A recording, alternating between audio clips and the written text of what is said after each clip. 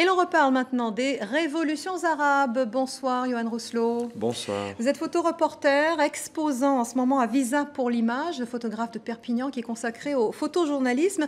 Vous y présentez une série de portraits de révolutionnaires arabes. C'est une exposition que vous avez baptisée « Colère ». C'était vraiment l'état d'esprit des sujets? Complètement. Oui, non, complètement. Faut voir ce qui s'est passé en Tunisie, en Égypte, en Libye. Donc oui, il y avait une colère sourde qui grondait. Je suis parti sur la Tunisie et j'ai rencontré spécifiquement certaines personnes. J'ai voulu coller des visages, tous étaient en colère à leur manière. Alors on va commencer par la Tunisie. Si on prend les révolutions dans l'ordre chronologique, on ne va pas toutes les faire. Vous avez réalisé des portraits d'activistes et de dissidents anti-Ben Ali. On est ici avec cette photo sur l'avenue Bourguiba, je crois. Non, pas tout à fait. Non. C'est pas la Tunisie qu'on avait prévue. Alors vous nous présentez cette photo. On est avec un blogueur aux portes du Sahara. Je tenais à ne pas... j'ai fait principalement mes portraits à Tunis, mais je tenais aussi à montrer que ça s'est passé dans tout le pays. La révolution est partie du fin fond du pays. Donc je suis allé aux portes du désert, trouver ce blogueur. On m'avait donné son contact. Alors c'est une des caractéristiques de vos photos sur la Tunisie. Vous avez mélangé ces portraits à des captures d'images sur le web. Vous avez photographié la toile en fait. Ce sont les inscriptions qu'on voit. Exactement. Je suis parti en photoreportage sur le web quelque part et je suis allé capturer des choses. Alors là, en l'occurrence, cette photo, c'est la timeline de cet homme-là, donc de Shihab Ben Nasser, qui est un simple commerçant cosmétique, etc., mais qui était extrêmement actif et en colère, je dirais, depuis très longtemps, sourdement.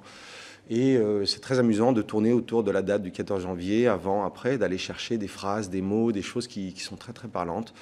Et voilà, tout le travail a été comme ça, fait de montage, que ce soit des captures sur Internet, des graffitis.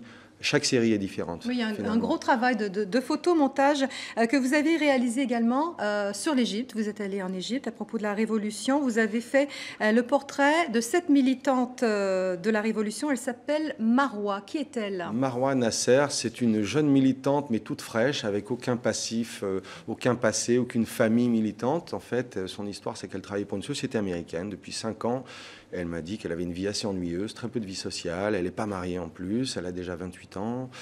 Pas facile, au Caire. Et le 24 janvier, elle décide de se rendre à la marche, qui part donc le 25 janvier, qui est la date officielle de la révolution égyptienne, où les 18 jours qui suivront seront les 18 jours qui mèneront à la fin de Moubarak.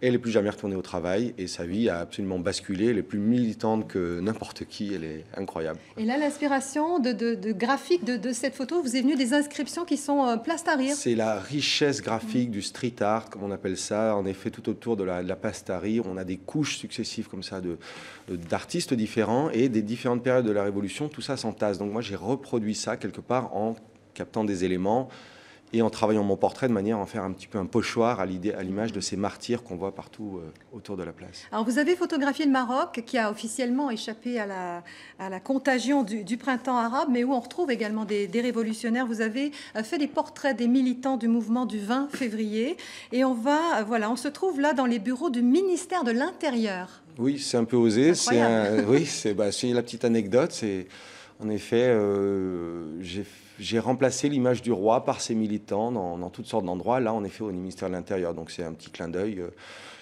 Si j'étais marocain, qui serait peut-être pas bien pris, mais... C'est un peu un crime de lèse-majesté que vous avez commis, puisque vous avez remplacé la photo, le portrait de Mohamed VI, par ces photos de révolutionnaires. Oui, mais bon, en France, en tout cas, moi, de ma position, j'ai une liberté d'expression qui me permet de le faire. En étant marocain, je ne sais pas si ce serait bien passé. Qu'est-ce qui vous a frappé le plus dans toutes ces révolutions? Vous avez aussi rencontré des réfugiés syriens en Turquie, vous êtes allé en Libye également. Il y a un point commun entre tout ça? La colère. C'est bien pour ça que j'ai trouvé ce titre, ça m'a paru évident. C'était vraiment cette colère. Après, j'avais jamais assisté à aucune révolution et on est assez épaté de voir le courage, l'audace. Enfin, tout d'un coup, ces gens n'ont plus rien à perdre.